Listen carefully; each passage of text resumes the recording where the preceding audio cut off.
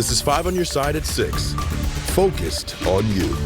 Tonight, the community of O'Fallon, Illinois is continuing to mourn the loss of a teenager killed in a car crash over the weekend.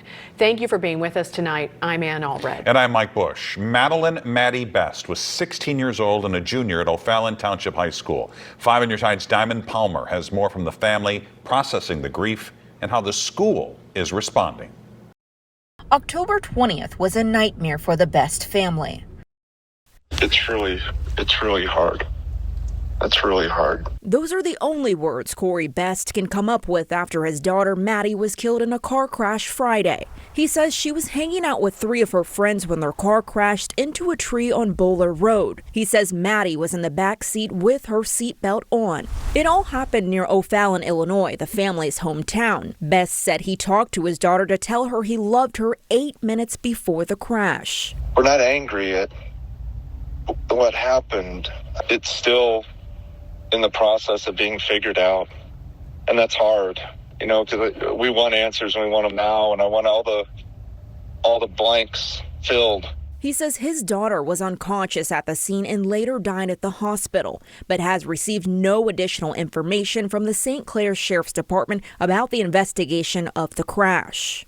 Through it all, the Best family just wants people to remember Maddie by her love of tennis, student council, and her loving personality. They say already dozens of students have dropped by their home bringing cards and flowers in her honor.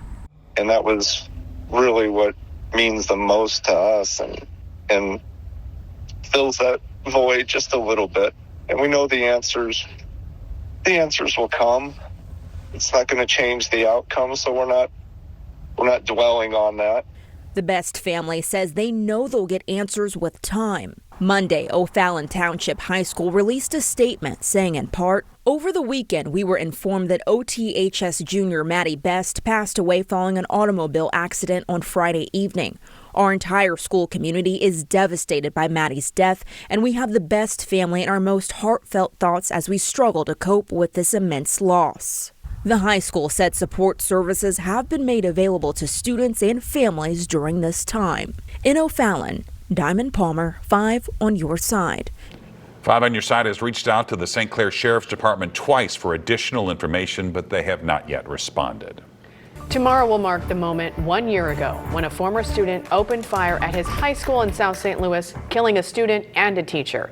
The dean of students was among those who were in the line of fire, and his 16-year-old son was one of the 7 teenagers who were hurt that day.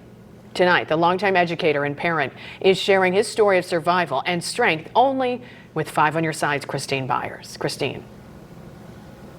And Manfred McGee experienced the shooting at Central Visual and Performing Arts High School from a variety of angles. He works there. His son is a student there. And the man who shot at him shot his son and killed one of his closest coworkers was one of his former students. Now, a year later, he's sharing what helped him and his son find the strength to walk back into the building where it all happened. Manfred McGee says his then 16-year-old son got shot at the same time as his favorite teacher, Ms. Jean Kushka. Ms. Kushka and another student did not survive.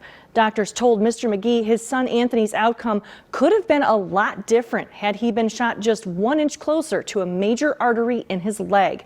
The teen has had 2 surgeries to fix the physical damage, and he's been undergoing counseling through the Bullet-Related Injury Clinic, or BRIC Clinic, to help heal the wounds that can't be seen.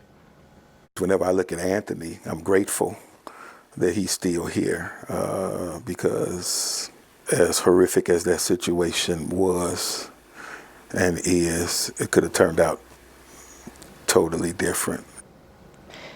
Now, coming up at 10, I will tell you more about how Anthony's connection to his favorite teacher's family has also helped during his recovery, and how Manfred McGee says he and his son work through the triggers that can sometimes send them back to the traumatic moments that they survived. Christine, thanks. Well, if you rent a home on Airbnb, soon you'll need permission from the city of St. Louis, and your taxes could go up too. The Board of Aldermen approved a plan to crack down on short-term rentals. Our political editor, Mark Maxwell, has more and how the new rules will impact the growing industry. Mark. Mike, a lot of changes are coming to the short-term rental industry and the market in St. Louis. For example, if you want to post your property online, Airbnb won't be allowed to promote that property, not unless you first get that permit from the city, and you must remain in good standing. While these changes did pass with broad support at City Hall, critics raked the ideas over the coals during floor debate. No matter where you look, investing is hard in this city. To South City or North. People who represent North St. Louis are telling you this is not good for us. Parts of town with low home values and high vacancy rates are bracing for new rules limiting who can rent houses for short-term stays. This is a city that is broken, and you're going to continue to bleed people, and people are going to move out. Alderwoman Sharon Tyus and Alderman Shane Cohn both warned against the city's new proposed plan to crack down on short-term rentals. And this will hurt, some of my neighbors. It might hurt me. I don't know. I'm still trying to kind of figure out how this might impact myself. Cohn has rented property short-term himself and abstained from voting, citing a conflict of interest, but still cautioned his colleagues about the impact to property owners trying to turn a profit. Getting things up to code in the city of St. Louis is expensive.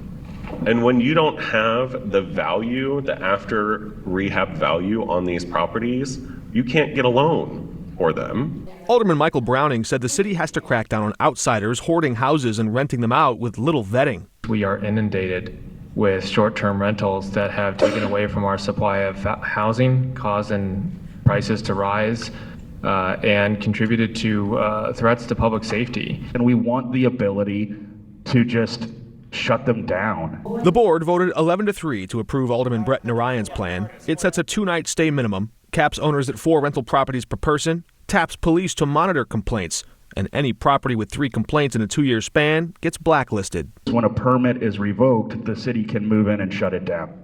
Property owners who register short-term rentals will have to pay nearly double at the commercial property tax rate. Alderwoman Pam Boyd warned the new rules won't address the root causes underlying challenges in housing and public safety. I think people need to pay attention when they do things and quit putting Band-Aids on a cancer.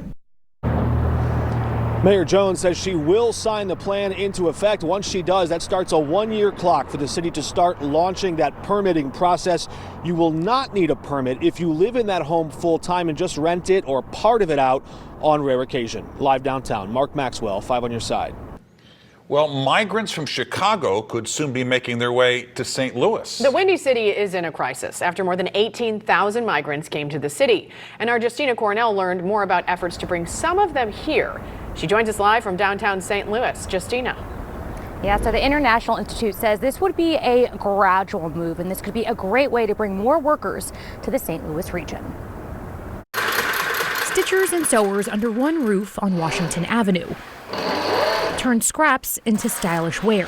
Diverse worlds weave together too. We recently hired 3 individuals from El Salvador. Migrants and refugees are hired at the organization The Collective Thread. CEO Terry Stepanovich has seen a recent trend. We recently had an ad up for sewers, and I would say about 90% of the people that interviewed were from either Central or South America. There are just one group ready to respond to new arrivals. Last month, the International Institute announced its new Latino outreach program to really start recruiting Hispanics to move to St. Louis to amp up our workforce. The timing comes as a migrant crisis grows in Chicago.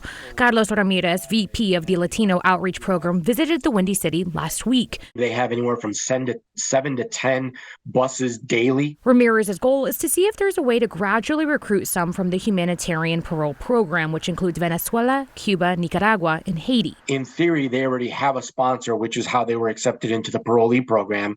And shortly thereafter, they can get a work permit. Stepanovich believes it can build the workforce. Absolutely. Right now, we not only here at the Collective Thread do we need a skilled sewing workforce to bolster the fashion ecosystem of St. Louis and here on Garment Row, but we get calls. There's over 40 makers in St. Louis and around that need sewers. In-house designer Polly Gibson also sees value of new talent behind the needle. It's amazing that they have that skill. Then they're able to pass that on to their coworkers, and then suddenly everybody rises together.